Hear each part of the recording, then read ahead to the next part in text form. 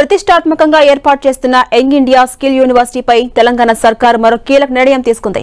ప్రపంచ దిగ్గజ company tech Mahindra group అధినేత ఆనంద్ మహీంద్రను చైర్మన్ గా నియమించింది. రేపో మాపో బాధ్యతలు చేపట్టబోతున్నారు ఆనంద్ మహీంద్ర.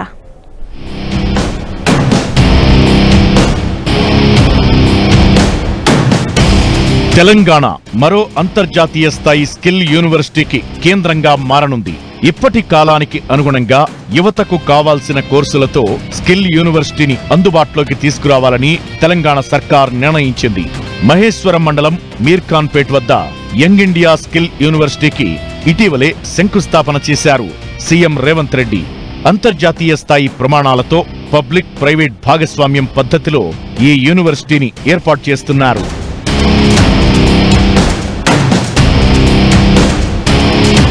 ప్రస్తుతం యుఎస్ పర్యటనలో ఉన్న సీఎం రేవంత్ రెడ్డి స్కిల్ యూనివర్సిటీపై మరో కీలక నిర్ణయం తీసుకున్నారు. ప్రపంచ దిగ్గజ కంపెనీలలో ఒకటైన మహీంద్రా గ్రూప్ చైర్మన్ ఆనంద్ మహీంద్రాను స్కిల్ యూనివర్సిటీకి చైర్మన్ గా ఉండాలని సీఎం కోరారు.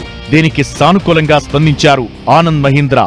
2-3 రోజుల్లో యంగ్ ఇండియా స్కిల్ యూనివర్సిటీకి చైర్మన్ గా బాధ్యతలు తీసుకోనున్నారని రేవంత్ రెడ్డి ప్రకటించారు. ప్రపంచంలో నైపుణ్యంకి చాలా డిమాండ్ ఉంది.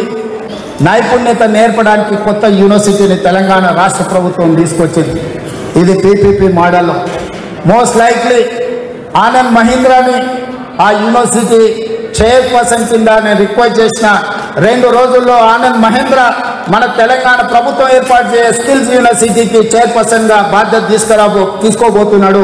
తెలంగాణలోని నిరుద్యోగులు యువతకు వృత్తి నైపుణ్యం పెంచేలా ఈ యూనివర్సిటీలో వివిధ కోర్సులను అందుబాటులోకి తేనుంది ప్రభుత్వం.